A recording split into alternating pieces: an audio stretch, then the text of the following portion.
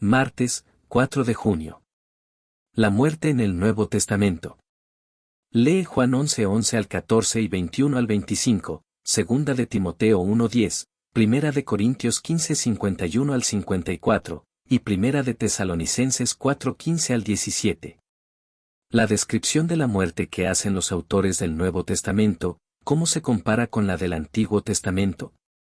Juan 11:11 al 14 y 21 al 25.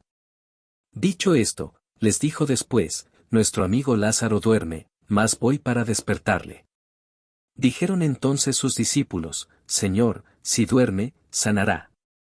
Pero Jesús decía esto de la muerte de Lázaro, y ellos pensaron que hablaba del reposar del sueño. Entonces Jesús les dijo claramente, Lázaro ha muerto.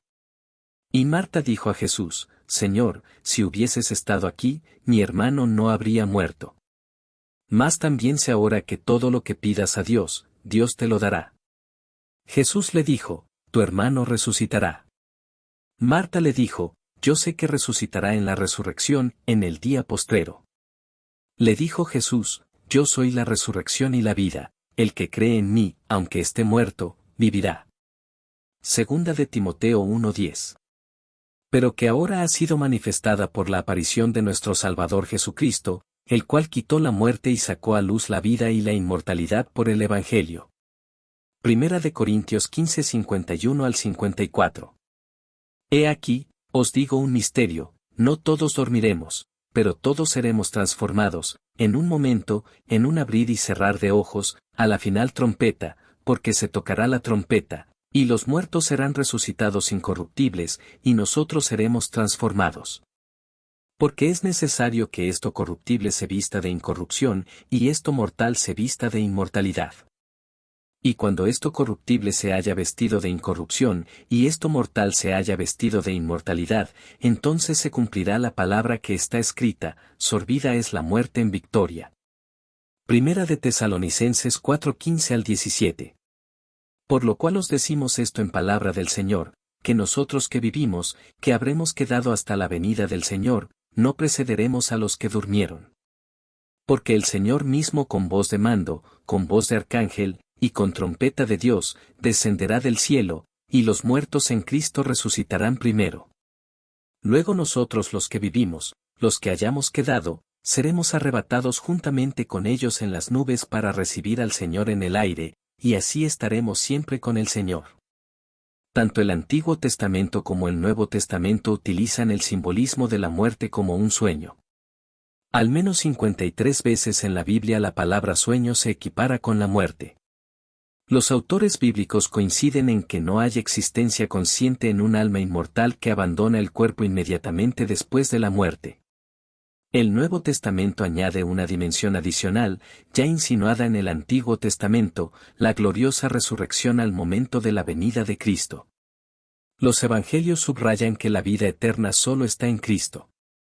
Ni todos los demonios del infierno pueden arrebatar a los creyentes la seguridad de la vida eterna. Cristo venció a la muerte en la cruz. La tumba ya no puede retener a sus víctimas. La resurrección de Cristo es la garantía de que todos los creyentes un día resucitarán de la tumba en su venida. Fíjate en estas palabras de Pablo, porque si los muertos no resucitan, tampoco Cristo resucitó. Y si Cristo no resucitó, la fe de ustedes es vana y aún están en sus pecados. Entonces también los que durmieron en Cristo estarían perdidos. Primera de Corintios 15:16 al 18. ¿Qué sentido tienen estos versículos si los muertos, al fallecer, ya están en la dicha del cielo?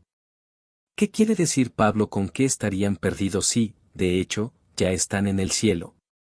Al contrario, el argumento de Pablo es que la resurrección de Cristo es el fundamento de nuestra propia resurrección y que sin la resurrección la fe de ustedes es vana y aún están en sus pecados, y los muertos permanecen en la tierra, perdidos.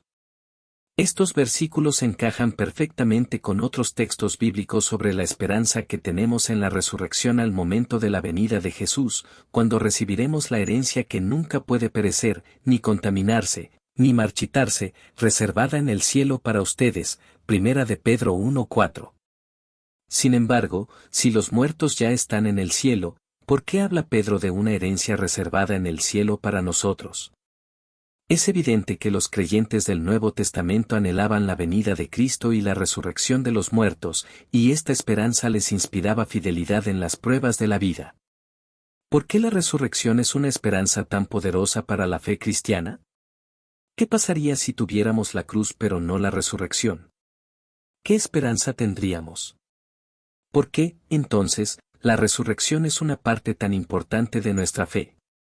Comentarios del Espíritu de Profecía. Cuando abrieron y leyeron la epístola de Pablo, las palabras referentes al verdadero estado de los muertos proporcionaron gran gozo y consuelo a la Iglesia. Pablo mostró que aquellos que vivieran cuando Cristo viniese no irían antes al encuentro de su Señor que aquellos que hubieran dormido en Jesús. La voz del arcángel y la trompeta de Dios alcanzarían a los que durmieran, y los muertos en Cristo resucitarían primero, antes que el toque de la inmortalidad se concediera a los vivos. Luego nosotros, los que vivimos, los que quedamos, juntamente con ellos seremos arrebatados en las nubes a recibir al Señor en el aire, y así estaremos siempre con el Señor. Por tanto, consolaos los unos a los otros en estas palabras. Difícilmente podemos apreciar la esperanza y el gozo que esta seguridad proporcionó a la joven iglesia de Tesalónica. Ellos creyeron y atesoraron la carta que les envió su Padre en el Evangelio, y sus corazones se llenaron de amor a Él. Él les había dicho estas cosas antes, pero en aquel entonces sus mentes estaban tratando de asimilar doctrinas que les parecían nuevas y extrañas, y no es sorprendente que la fuerza de algunos puntos no se había impresionado vívidamente en su espíritu. Pero tenían hambre de la verdad, y la epístola de Pablo les dio nueva esperanza y fuerza, y una fe más firme en aquel cuya muerte había sacado a luz la vida y la inmortalidad, y les dio un afecto más profundo por él. Los Hechos de los Apóstoles, páginas 209 y 210. Con poder convincente el apóstol Pablo expuso la gran verdad de la resurrección.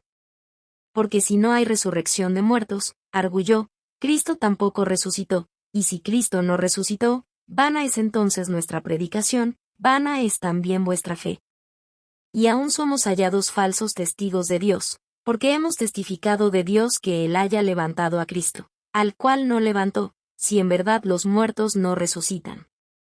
Porque si los muertos no resucitan, tampoco Cristo resucitó, y si Cristo no resucitó, vuestra fe es vana, aún estáis en vuestros pecados.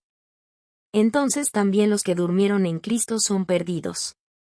Si en esta vida solamente esperamos en Cristo, los más miserables somos de todos los hombres. Mas ahora Cristo ha resucitado de los muertos. Primicias de los que durmieron es hecho, los Hechos de los Apóstoles, páginas 257 y 258. También traerá Dios con él a los que durmieron en Jesús, escribió Pablo. Muchos interpretan este pasaje como si significara que los que duermen serán traídos con Cristo desde el cielo, pero según Pablo, como Cristo se levantó de los muertos, así Dios traerá de sus tumbas a los santos que durmieron, y los llevará con él al cielo. ¡Qué precioso consuelo! ¡Qué gloriosa esperanza, no solo para la iglesia de Tesalónica, sino para todos los cristianos donde quiera que estén! Los Hechos de los Apóstoles, página 210. Gracias por acompañarnos en el estudio de la lección de este día. Esta es una producción del Ministerio Mensaje Adventista. Síguenos en nuestras redes sociales y comparte nuestras publicaciones para que el mensaje pueda llegar a más personas. Que Dios te bendiga. ¡Feliz día!